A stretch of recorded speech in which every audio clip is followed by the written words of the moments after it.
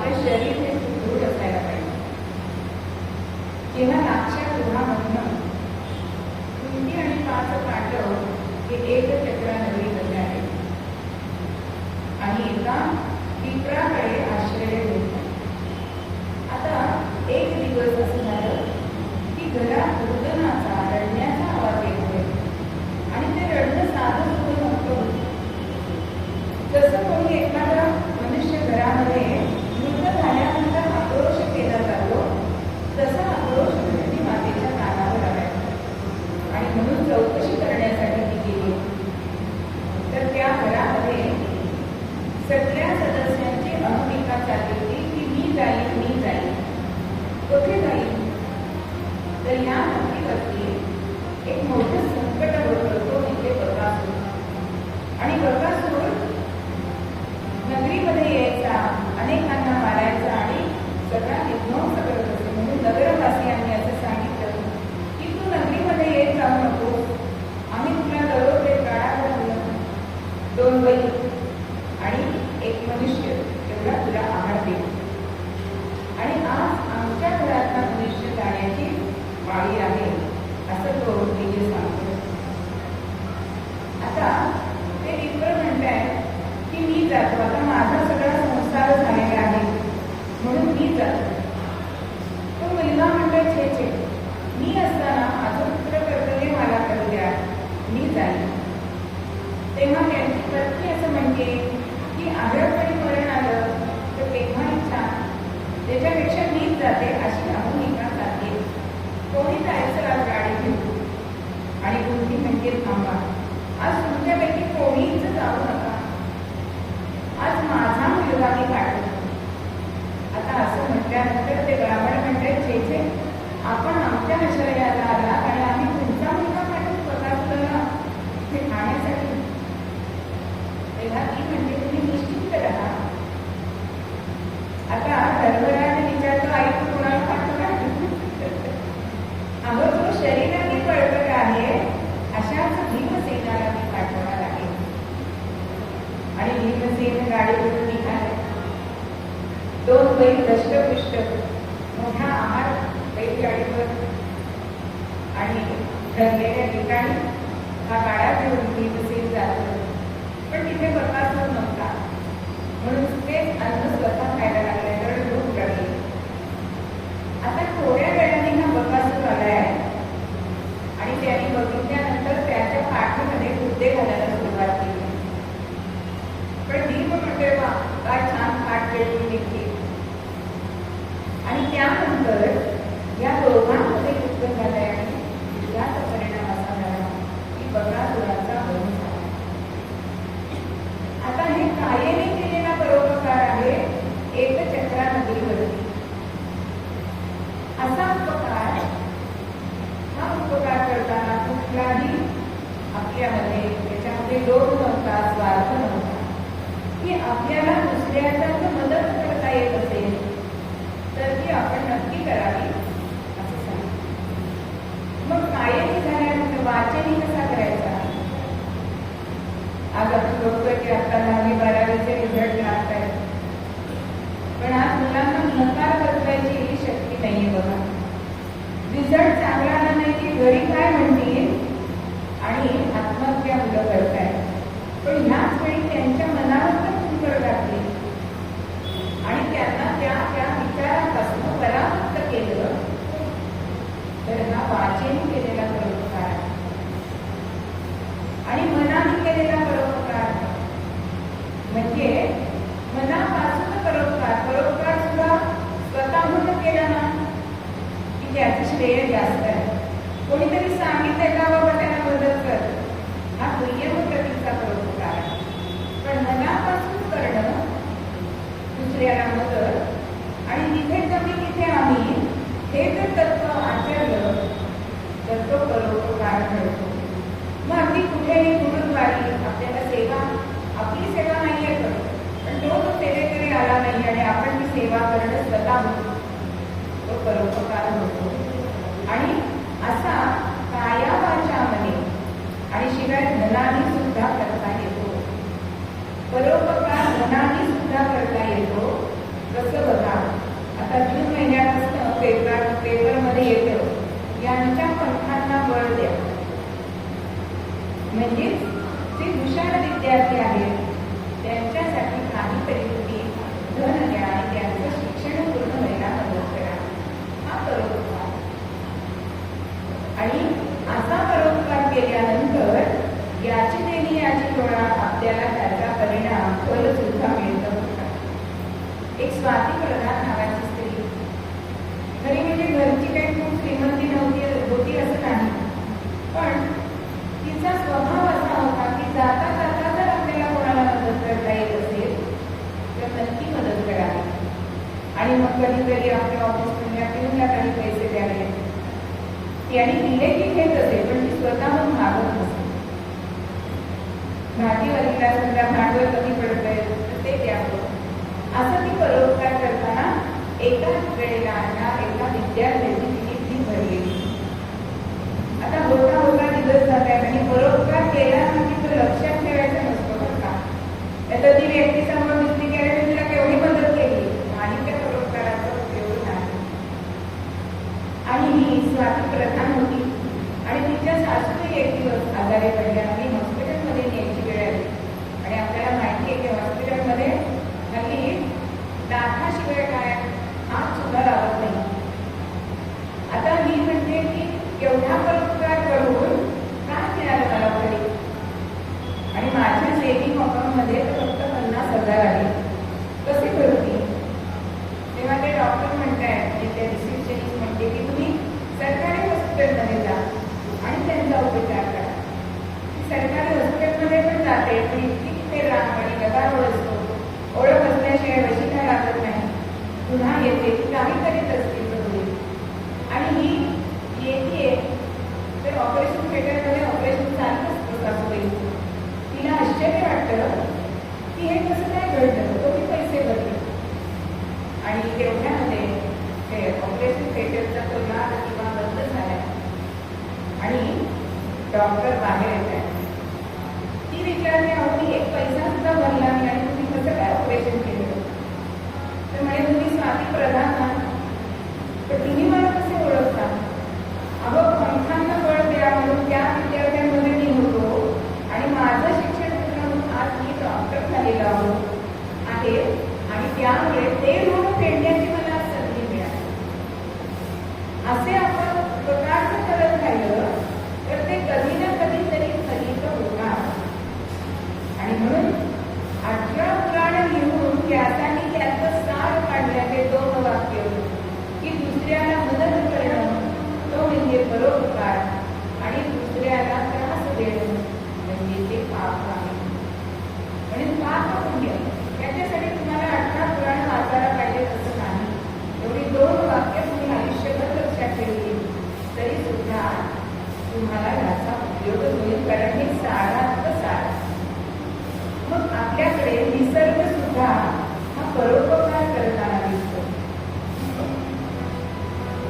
परोपकाराय फलन्ति वृक्षः परोपकाराय वहन्ति नद्याः परोपकाराय वहन्ति गावः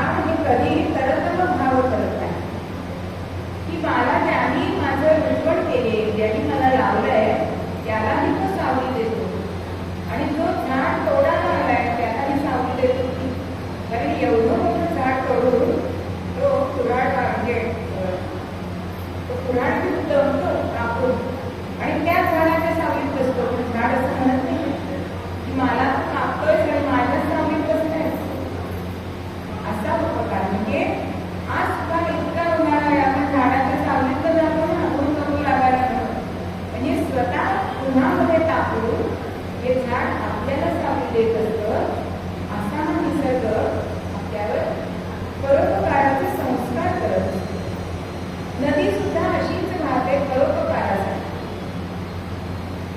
दोन्ही बाजूला किती भूमी ही सुजलाम सुफलाम झालेली आहे की नाही, असते की नाही, पण आज मनुष्य कसा अपकार तिच्यावर करतोय. अहो नद्यांमध्ये नाही ते आपण सोडतोय आणि तिला स्वतःला श्वास घेणं, मोकळा श्वास घेणे दुर्लभ झालेलं आहे. अनेक नद्या अरुंद झाली आहे म्हणून पावसाळ्यामध्ये का बरं लगेच पूर येतात, का घरातलं पाणी सुटतं. हे मनुष्याची कृती आहे. म्हणजे उपकार करण्यावरती अपकार करणारा असा मनुष्य आहे. आज समाज म्हणजे निसर्ग खरा म्हणजे कसा आहे, सगळ्यांच्या गरजा पुरवणारा आहे. पण मनुष्याला इतका मोठेपणा आहे की तो दोहन न करता काय करतोय, तो शोषण करतोय निसर्गाचं. बघा गाईचं सुद्धा दूध काढताना आपल्याकडे असं सांगून ठेवलंय की 3 सडाचं तुम्ही दूध घ्या आणि 1 सड तिच्या वासराला घ्या. पण आज यंत्र लावून गाईचं दूध काढलं जात आहे. मग असा हा अपकार करणं कितपत बरोबर आहे. आणि शिवाय असे हे प्राणी जे असतात ना, अहो ते मेल्यानंतर त्यांच्या कातड्याचं तर उपयोग होतो, पण मनुष्याचा काय उपयोग होतो. 3 चिमटी राख होते राख. म्हणून परोपकाराय इदं शरीरं असं आपल्याला या सुभाषितामध्ये सांगितलंय की परोपकार करून तुम्ही पुण्य जोडा आणि तेच पुण्य तुमच्या कामात येणार. मग असं परोपकार कायामाच्यामध्ये जर केलं तर वेची सुदर्शन रक्षित आहे. सुदर्शन चक्र भगवंताचं हे भक्तांचं रक्षण करणं आणि दुर्जनांचं त्यांना नष्ट करणं, निर्दालन करणं त्याच्यासाठी आहे.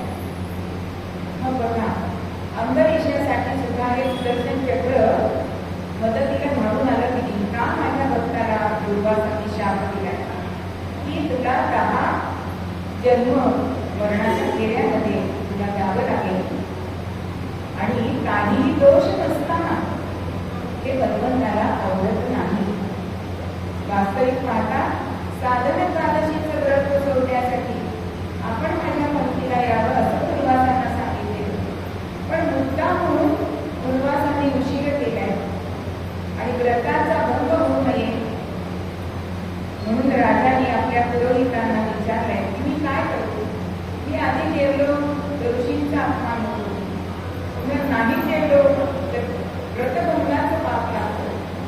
तेव्हा पुरोहितांनी असं सांगितलंय की आपण भगवंताच्या चरण तीर्थाचं प्राशन करा 3 पळ्या, म्हणजे तुम्हाला दोन्ही साध्य होईल.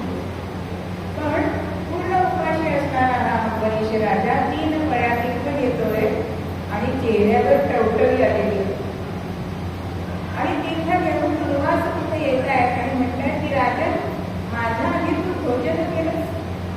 तो म्हणतोय नाही, मी आपल्याला सोडून भोजन केलं नाही, पण तुझा चेहरा मला टवटवी दिसतोय जेवल्यासाठी. आणि तिथेच शाप दिलाय की तुला 10 जन्म घ्यावे लागतील. आणि भक्तासाठी म्हणतो भगवंतांनी ते 10 अवतार घेतलेले आपल्याला दिसतात. आणि एवढंच नाही तर सुदर्शन चक्र दुर्वासांच्या मागे लागलेलं आहे. विनाकारण माझ्या भक्ताला छळलं म्हणून. मग असं हे सुदर्शन चक्राचा ससे विरा सोडवण्यासाठी दुर्वास मुनी ब्रह्मलोकामध्ये गेले. ब्रह्मदेव म्हणतात मी याला थांबवू शकत नाही. कैलासावर गेले. शंकर म्हणतात मी याला थांबवू शकत नाही. विष्णू भगवानांकडे गेले. ते म्हणाले मी याला थांबवू शकत नाही. जर तू माझ्या भक्ताला शरण केला आणि त्याने त्याला आज्ञा दिली थांबण्याची तरच ते थांबले. आणि ते सुदर्शन चक्र नैमिषारण्यामध्ये जे चक्रतीर्थ आहे तिथे ते थांबले. आणि अशा तऱ्हेने हे सुदर्शन रक्षी वेची सुदर्शन रक्षित आहे. म्हणजे जो खरा परोपकार करत असतो त्याच्यासाठी हे सुदर्शन चक्र सतत पाठीमागे रक्षण करण्यासाठी असते. आता सुदर्शन चक्र हा एक त्याचा अर्थ होतो. आणि दुसरं म्हणजे सुदर्शन म्हणजे चांगल्या तऱ्हेने बघणं. आज आपल्या शाळेमध्ये आपल्याला अनेक प्रकारचे गुण शिकवतात. लघुगुण शिकवतात,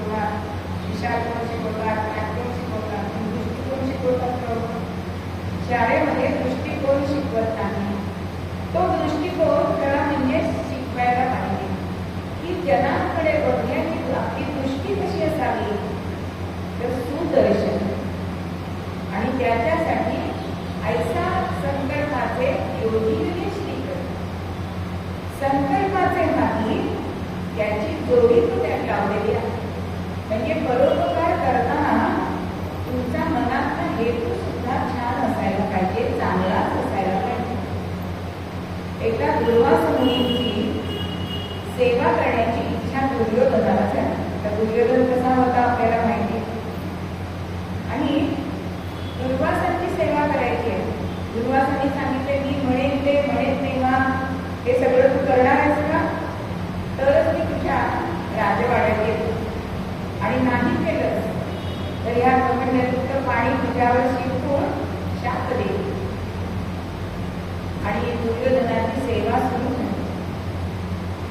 आता होता होता अनेक परीक्षा घेतली आणि शेवटची अशी कठीण परीक्षा घेतली की ज्या वेळेला आंब्यांचा मोसम नव्हता त्यावेळी रात्री दुर्योधनाला उठवलंय आणि सांगितलंय की मला आत्ताच्या आत्ता आमरसाचं जेवण हवं. आता आमरस मिळणार कसा, पण त्यावेळेला आत्तासारखे 3चे डबे मिळत नव्हते, पण त्यावेळेला काही श्रीमंत लोक आंबा टिकवण्यासाठी मधामध्ये फिरून ठेवत. आणि अशा श्रीमंतांच्या घरामध्ये जाऊन दुर्योधनाने ते आंबे आणले, त्याचा रस दुर्वासांना घातलाय देवायला, आणि दुर्वास मुनी प्रसन्न झाले. कधीही प्रसन्न होणारा न होणारा प्राणी आज प्रसन्न झाला. आणि दुर्वास विचारल्या दुर्योधनाला तुला काय म्हणाले, आणि तेव्हा त्याचा हेतू त्यांना कळला. काय होता हेतू, काय होता त्याचा, तो पांडवांना छळणं. त्यांनी एक भाजलेली आंब्याची पोय त्यांना दिली आणि रात्रीच्या वेळी हे पोय घेऊन जा, कारण पांडव तेव्हा वनवासामध्ये होते. आणि दुर्योधनाला माहिती होतं की यांच्याकडे ती सुवर्ण थाळी आहे, सूर्य थाळी. फक्त ती काय करते, सूर्योदयापासून सूर्यास्तापर्यंत अन्न देते. आणि म्हणून रात्रीच्या वेळी तुम्ही जा, ती भाजलेली पोय लावायला सांगा, उजवायला सांगा. त्याचा रात्रीच्या रात्री वृक्ष व्हायला पाहिजे, त्याला उभं येऊन आंबे यायला पाहिजे, पोटीला पूजन करायला पाहिजे. ते आंबे पक्व होऊन त्याचा रस मला देवाला का, अट पांडवांना घाला. आता दुर्वास समजायचे ते समजले, म्हणजे कोणाकडनं सेवा घ्यायची आणि हेतू काय आहे, हा परोपकार आहे ना सेवेचा. म्हणून योगी श्रीपती संकल्पाचे हाती तुमचा परोपकार करताना काय हेतू आहे हे भगवंत जाणत असतो. आणि मग ज्या वेळेला दुर्वास त्यांना ऐकायला लागलं, दुर्वास रात्रीच्या वेळी गेले आणि धर्मराजापुढे सांगितले की ही पोय लावून मला आजच्या आज जेवण हवंय आमरस. आता सर्व पांडव द्रौपदी जवळ जात आहेत, कारण द्रौपदी धावा जो करेल तेव्हा श्रीकृष्ण भगवान येणार. द्रौपदीने धावा केलाय आणि भगवान श्रीकृष्ण आले. ते कसे आले, द्रौपदी लवकर मला खायला दे, मला इतकी भूक लागली आहे. आता तिने कपाळाला हात लावलाय, ती कशाने बोलवलो आणि तू भूकेला आहेस, थाळी दे तर खरी. आणि ती थाळी भगवंताकडे हातात दिली. त्याला एक शेवग्याचं पान होतं, किंवा असं पण एक सांगितलं जातं की भगवंताने त्या थाळीमध्ये बघितलंय आणि इतकं तेजपूर्ण त्याचं ते रूप होतं, त्या थाळीला वाटलं की सूर्योदय झाला आणि त्यातून अन्न तयार व्हायला लागलंय. आणि इकडे भगवंताने ते शेवग्याचं पान खाल्लंय आणि ढेकर दिले. ते स्नानासाठी गेलेले त्यांचे शिष्य आणि दुर्वास मुनी आमरस लावून भोजन झाल्यानंतर जशी तृप्तीची ढेकर देतील ना, तशी ढेकर त्यांना तिथे तृप्ती प्राप्त झाली. नवे नवे दुर्योधनाने जी अट घातली ती त्याप्रमाणे ती पोळ रुजून त्याला आंबे देऊन त्याचा रस पक्क होऊन गळ्या लागला आणि त्या आमरसाचं तळ करायचं. एक पूर्ण आख्यान आहे आमरस आख्यान म्हणून. म्हणजे जर भगवंत पाठीमागे असेल तर तुमच्या संकटातून तो तुम्हाला काढून देतो, पण तुम्ही तो परोपकार करता त्याच्यासाठी मात्र तुमचा हेतू हा नक्कीच चांगला असायला पाहिजे. आणि तो हेतू चांगला नसला तर तिसऱ्या कडव्यामध्ये उपवा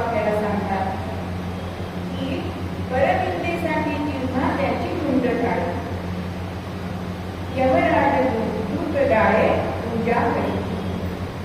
अहो बरं निघण्यासाठी बरं पिढीसाठी तर तुम्ही एखादी गोष्ट कराल. आज आपण बघतोय कितीतरी की पैसे देऊन सुपाऱ्या देतात, अमक्याला मार तमक्याला मार असं देतात ना.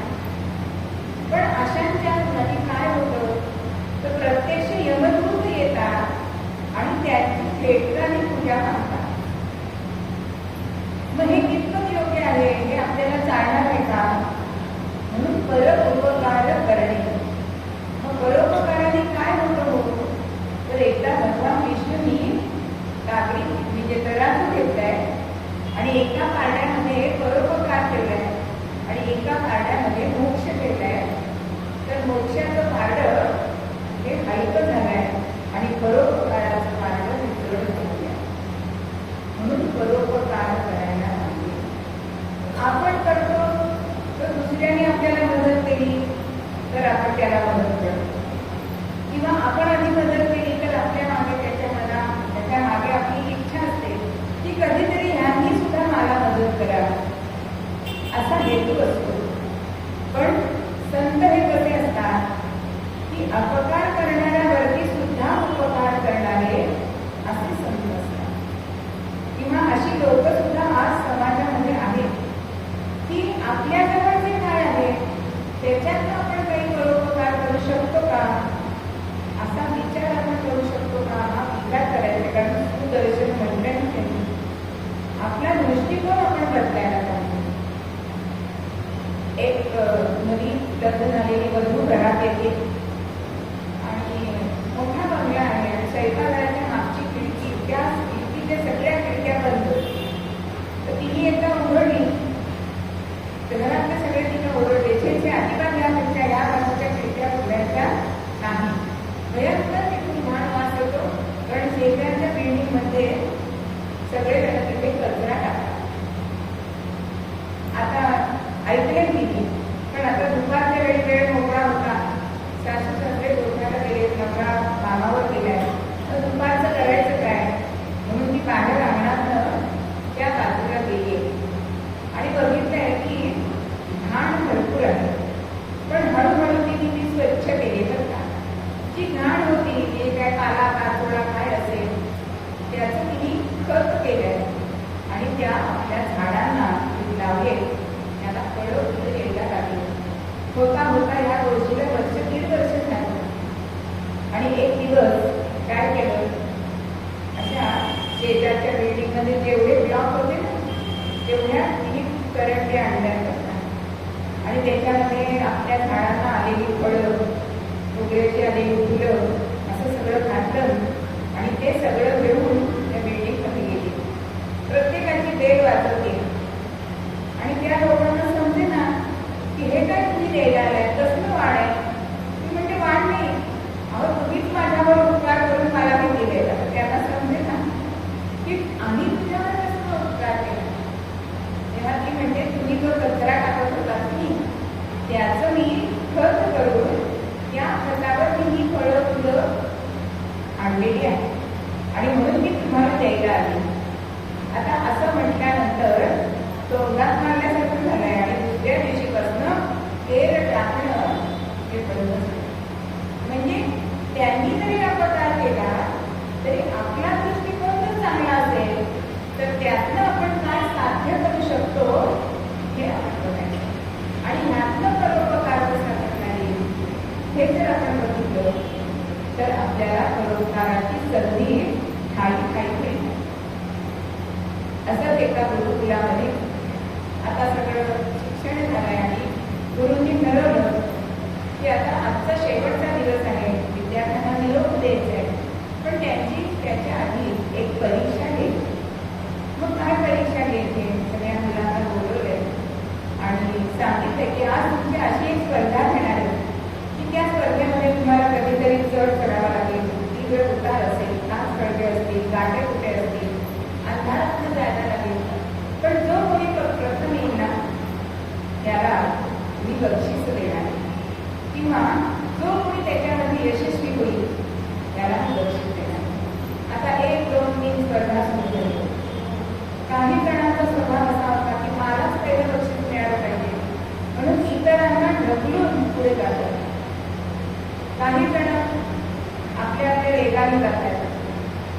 असं होता होता सगळ्या परीक्षा होत आल्या आणि आता शेवटची एक गुहा झाली की त्याच्यामधून जायचं आणि गुरुजींच्या इथपर्यंत जायचं. आता काही मुलं पुढे धावतायत. त्या गुहेमध्ये अत्यंत काटे होते, काही दगड टोचत होते. आज आपल्याला तीन चपलेनी चालायची सवयच नाहीये. घरात सुद्धा आम्ही सगळ्यांना चपला लागतात आणि त्यामुळे त्या मुलांना अतिशय ते दुःख होत होतं. आणि मग सगळे विद्यार्थी आले, ते पहिले आले, त्यांना आपल्या चेहऱ्यावर आनंद होता की आता आपल्याला बक्षीस मिळणार. आणि मग गुरुजींनी एकेकाला विचारलं की काय तुमचा अनुभव या स्पर्धेमधला. तेव्हा सांगितलं काय आम्हाला भरपूर अडथळे आले, आम्ही ते सगळे पार केले. पण ज्या विद्यार्थ्यांनी खिशामध्ये दगड काढले घातले त्या विद्यार्थ्यांनी उभे राहा असं शिक्षकांनी सांगितलं. कारण त्या गुहेमध्ये दगड जे होते ती रत्न होती बरं.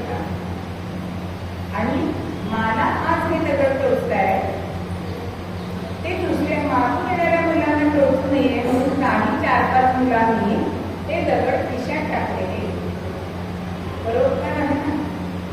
मला ते दुःख झालं ते पुरुषाला नको, पण ते उजेडात आल्यानंतर रत्न दिसले हेच त्यांचं बक्षीस आहे.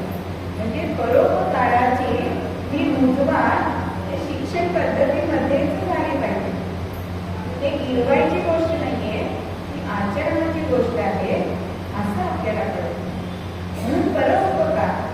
आता कोरोनाच्या काळात सुद्धा किती काही उपकार केलेले आपल्याला दिसतात की टाटा मोटर्सचे ते रतन टाटा त्यांनी काय केलं असेल म्हणजे उपकार कसा मुक्त असावा हे त्याचं उदाहरण मी सांगते की कोरोनामध्ये जे आपले कर्मचारी गेले त्यांची आता किती वर्ष नोकरीची राहिली आहे.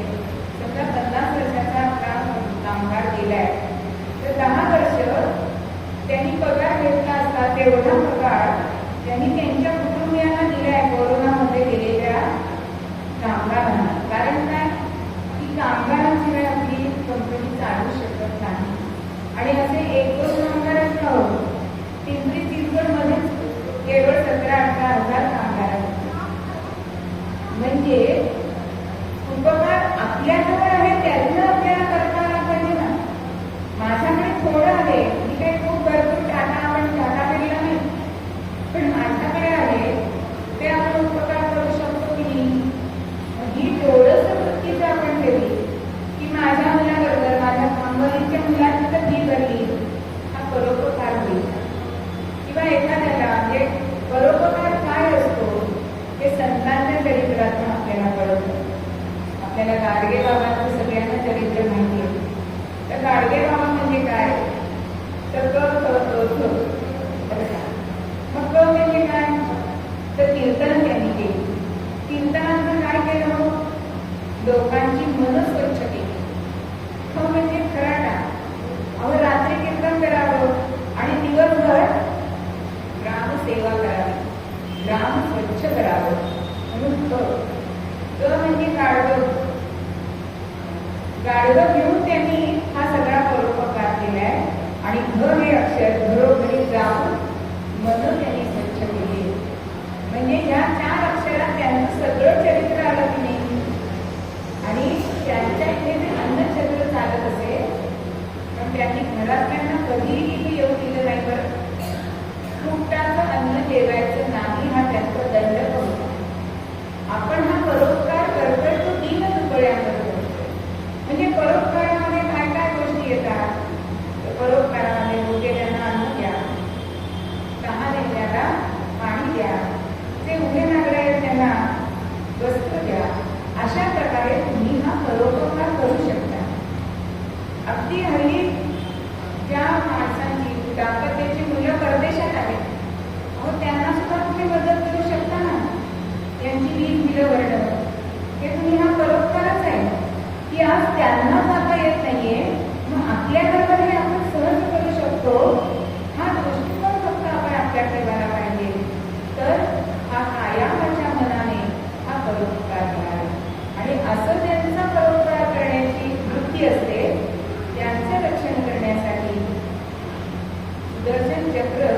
ते कायम आपल्या रक्षणार्थ आपल्या मागे असतात. आणि अशांच्या सत्य संकल्पासाठी भगवंत कायम मागे पुढे उभा असतो. आणि असा परोपकार तुम्ही करा. आणि परोपकाराचा हेतू वाईट असतात. पुण्यधनाचं काय झालं, पूर्वासांचं काय झालं, ही उदाहरणं ते आपल्याला देतात. आणि परक्रिया ते करतात. त्यांची यमदूत ही क्षेत्राने पूजा करतात. आपण आपलं ठरवायचं आहे की सारासार विचार करून आपलं हित कशात आहे ते आपण बघायचं आहे. कारण समर्थ म्हणतात बहुतांशी करावा परोपकार, बहुतांशी करावा परोपकार, कल्याणाचा करावा जीर्णोद्धार, पुण्याचा पुण्यमार्गाचा करावा विस्तार, धार्मिकांनी श्रीराम. परोपकार बहुतांसाठी करावा आणि त्यासाठी मांगल्याचा कल्याणाचा जीर्णोद्धार करावा. म्हणजे पुनर्निर्मित करणं. आपण मंदिराचा जीर्णोद्धार करतो म्हणजे पुनर्निर्मित त्याला करतो. आणि पुण्यमार्गाचा करावा विस्तार. आज आपण 4 पदरी 6 पदरी 8 पदरी रस्ते करतो ना, पण तरी ट्रॅफिक आहे. पण समर्थ कोणता रस्ता सुंदर सांगताय, पुण्यमार्गाचा करा विस्तार. मग पुण्यमार्गाचा विस्तार जर आपल्याला करायचा असेल तर परोपकारासाठी सारखं पुण्य नाही. आणि हेच आपल्याला त्यामध्ये आपल्याला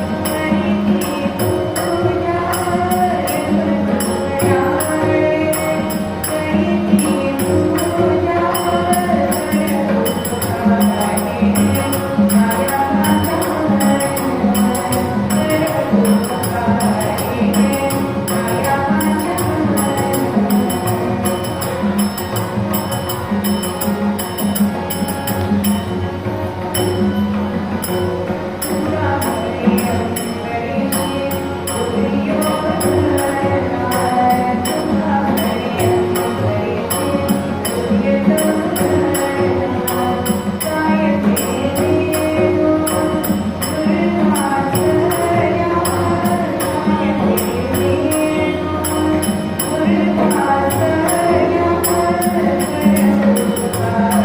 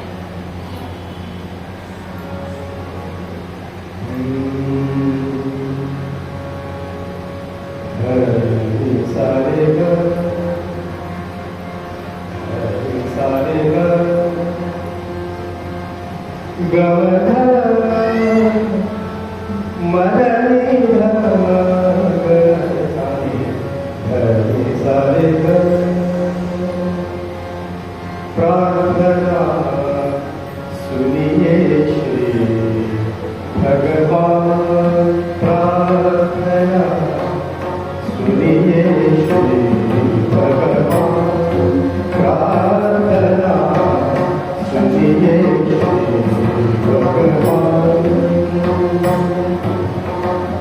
सुनिए श्री भगवान। कीजिए जन जन का कल्याण, कीजिए जन जन का कल्याण, प्रार्थना सुनिए भगवान, प्रार्थना सुनिए भगवान।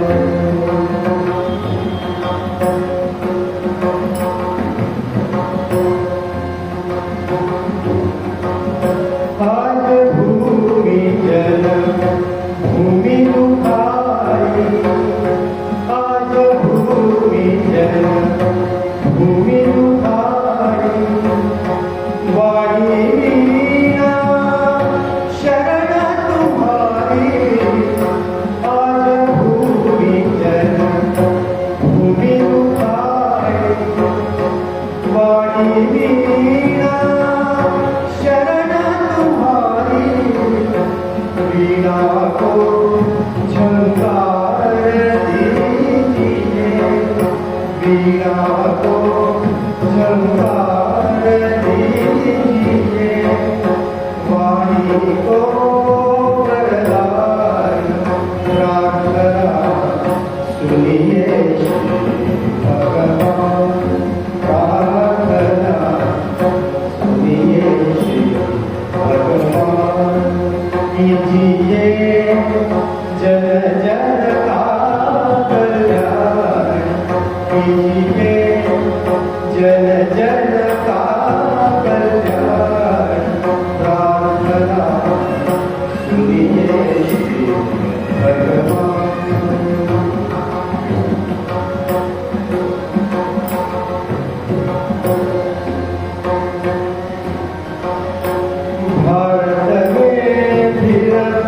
गूंजे गीता, भारत में फिर गूंजे गीता, भूमि भाग बन जागे सीता, भूमि भाग बन जागे सीता, भारत को फिर धन्य कीजिए, भारत को फिर धन्य कीजिए, श्रीधर कृपा निधान, प्रार्थना करिए श्री भगवान, प्रार्थना सुनिए श्री भगवान। कीजिए जन जन का कल्याण, कीजिए जन जन का कल्याण, प्रार्थना सुनिए श्री भगवान।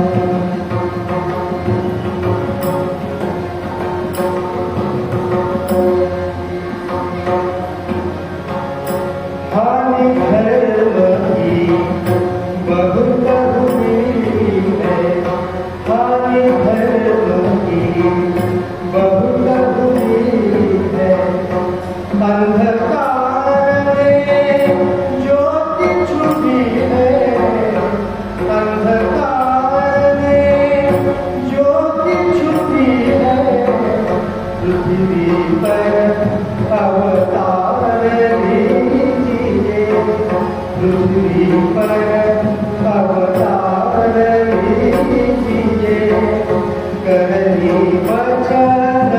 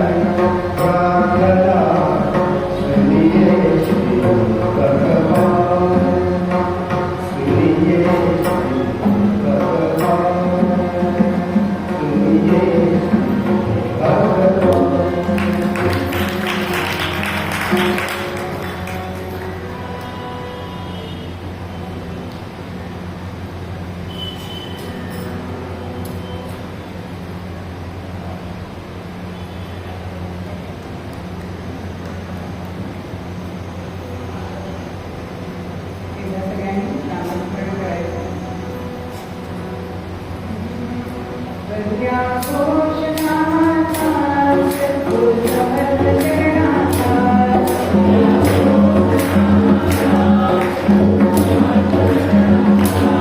करूया घोष नामाचा,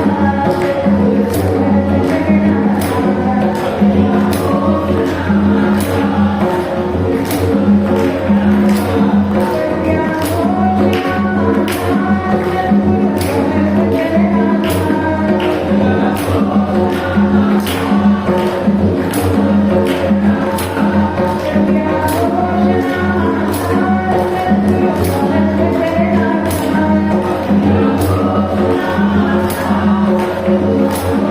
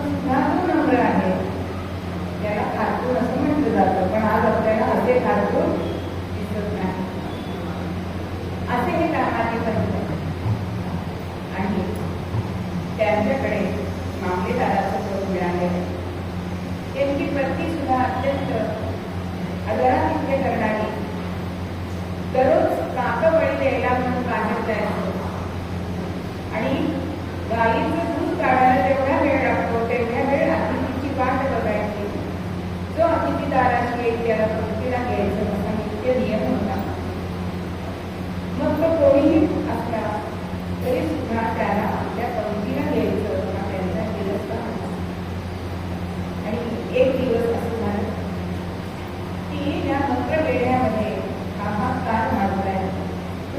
पडलाय आणि पीडित दीन जन असे अन्न पाण्यापासून तडफड लागली आणि ही तडफड ह्या कामाच्या बदलांना बदले नाही.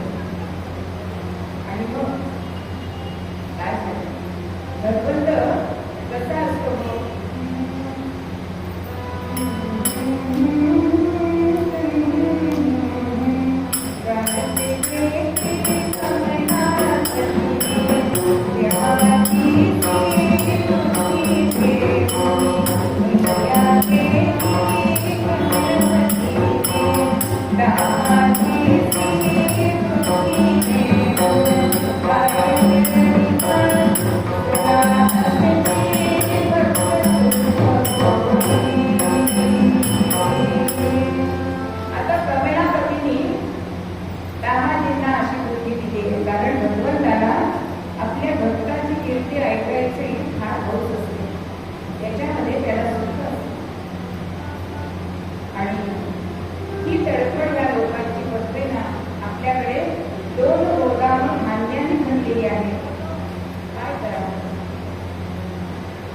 पत्नीला विचारायला येत आहे की काय करू? या दुःखीत पीडितांची मला दया येते, करुणा येते. आणि तेव्हा ती सुद्धा कार्यशी मंत्री कशी असावी स्त्री, त्यांच्या पत्नीने त्यांना सल्ला दिलाय.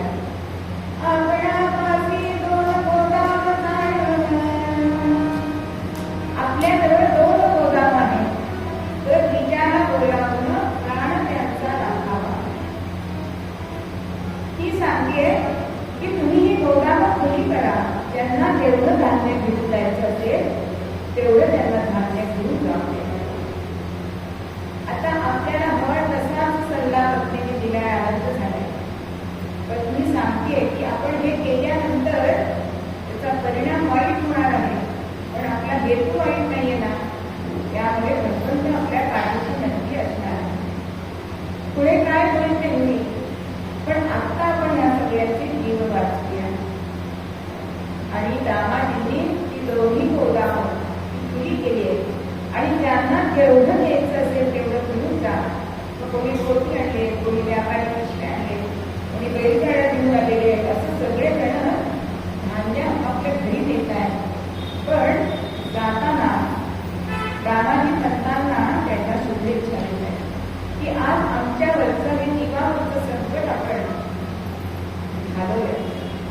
आणि ही स्तुती सगळ्यांना आवडते असं नाही. दामाजींच्या हाताखाली एक सुंदर म्हणून नावाचा मनुष्य, त्याला हे अजिबात आवडलं नाही. दामाजीची कीर्ती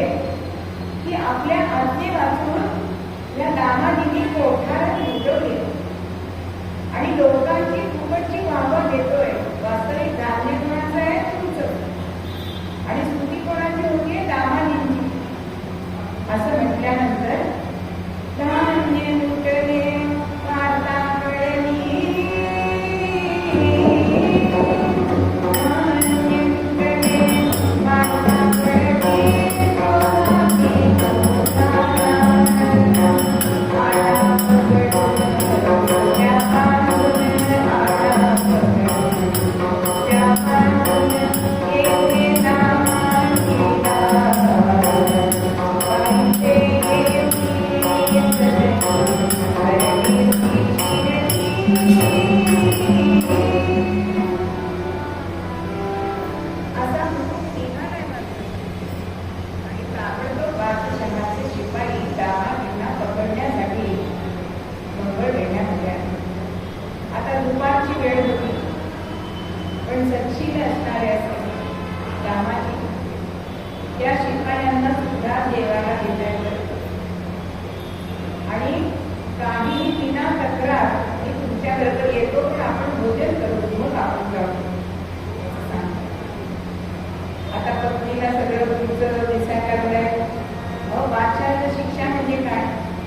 रोग करा, हत्तीच्या पायत्या, तोफेच्या तोंडीच्या, आता माझ्या पतिराजांचं कसं होणार? म्हणून देवाऱ्यामध्ये रात्री देवघरा आणि त्याला त्याला प्रार्थना करते.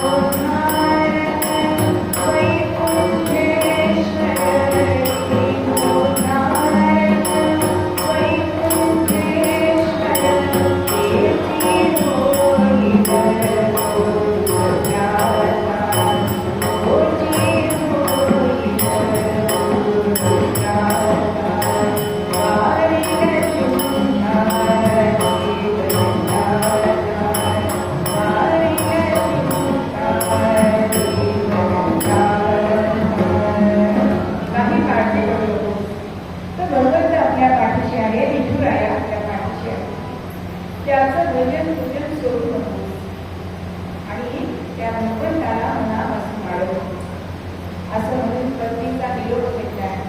आता ही वार्ता सगळ्या गावकऱ्यांना कळली. अत्यंत वाईट वाटले की आपल्यावर परोपकार करणारा हा परोपकारी मनुष्य पण त्याला बादशाह करून देतोय, प्रतिमान करून देतो. आणि म्हणून सगळे गावकरी त्यांच्या पाठीमागे त्यांना वेशीपर्यंत सोडायला येत आहे. पण मुखाने यांचं नामस्मरण चालू आहे. पांडुरंग आणि विदर्ला जाताना पंढरपूर लागले. आता काही काळ होईना आणि त्यांचं अन्न खाल्लंय आणि त्यांच्या संगतीचा परिणाम असा झालाय की दामाजींनी त्या शिपायांना सांगितलंय की आता मला परत पंढरीला येता येईल असं वाटत नाही, तर एक वेळ मला पांडुरंगाचे दर्शन घेतले, एवढी माझी विनंती मान्य करा. आणि ते बाहेर उभे राहिले केवळ आणि गाभाऱ्यामध्ये पंढरीनाथाच्या रामाजी पंत गेले, दर्शन घेत आहेत. समचरण सरोजम सांद्रनी राम राम जगदीत पाणी व्यंजन व्यंजनानाम तरुण तुलसी माला चंदन कंकणेत्र सदय धमहास्यं विठ्ठलं नमामि पंढरीनाथ महाराज की जय. पांडुरंगाला सांगतायत की मी तरी माझं धान्य नव्हतं तरी तुटवलंय, पण माझा हेतू वाईट नाही हा तू जाणतोस. तेव्हा तुझ्या भक्तांना रक्षणाचं ब्रीद जे आहे ते तुला आता पाळायचंय असं सांगितलंय. आणि इकडे पत्नी भावा करतेच आहे, सांगते की ज्यांनी जन्मभर तुझं नामस्मरण केलं, तुला त्याला घरामध्ये बघितलं, त्याची तुला करुणा येत नाही. आणि ही करुण आर्तवाणी त्या पंढरीनाथाच्या कानावर गेली. ऐकुनी करुणावाणी, ऐकुनी करुणावाणी, केशवराजा मनात गहिवरला. संकट पंतांवरचे, संकट पंतांवरचे, वाणी ज्ञाना विदित वेदरे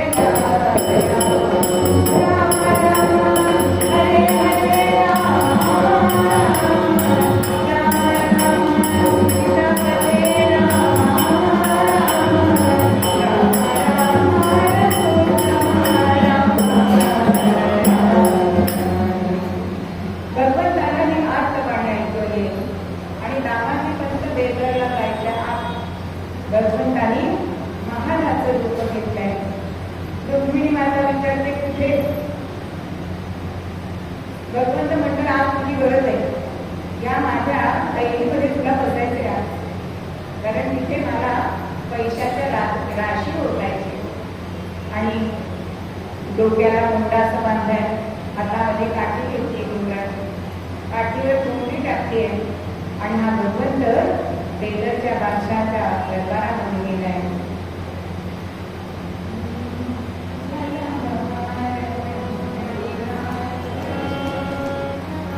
देवाशी सांगू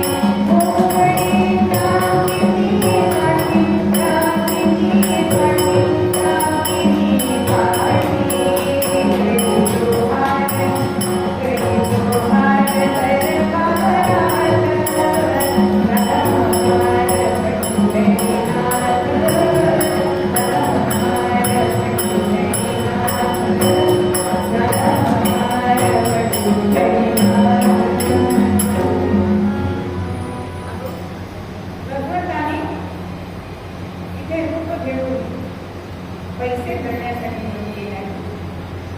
बादशाहकडे अशी चिठ्ठी पुढे भिरकावली आणि सांगतोय की मोजून घ्या, प्रामाणिक ती कोटी उजवली त्याचे पैसे भरण्यासाठी निघाले. आणि म्हणून कळा अशा मोरा होते. आणि एवढी रास झाली की बादशाह आणि भगवंत याच्यामध्ये दिसेना. म्हणजे बादशाहच्या आणि भगवंताच्या मध्ये माया उभी राहिली. भगवंत दिसणार कसा? मुनी मला सांगितलंय ते पैसे मोजून घ्या, त्याची पावती करा. पण अहो एवढे पैसे होते की मोजणं शक्य नाही. पण जरी महाराज रूप घेतलं असतं तरी ते जे पुढे जातं आणि ते रूप बादशाला अत्यंत आवडते. आता महाराजच का रूप घेतलं तर तुम्ही देवीवरची कामं ही महार करत असते. आता जातीवरून बोलायचं नाही म्हणून ते सांगत नाही आपण, पण ते रूप घेतले ते सांगायला काय हरकत आहे? पण असं हे रूप भगवंतानी घेतलंय. आणि इकडे भगवंत विठू महाराजच्या रूपामध्ये तिथे आले. आणि राजाला असं वाटतंय की किती हा नोकर सुंदर आहे, तो आपल्या पदरी सुद्धा असावा. तेव्हा त्यांनी विचारले नावाने तुला किती दाम देतो महिन्याला? तो म्हणतो 1 लक्ष देतो. मी तुला 2 लक्ष देतो. पण लक्ष म्हणजे काय? अनुसंधान. तू 10 लाख दिलेस तरी मी तुझ्याकडे येणार नाही. माझं पूर्वपुण्यचं भाग्य आहे की असे भक्त मला मिळतात. आणि इथून हा विठू महाराज मुक्त होतोय आणि दामाने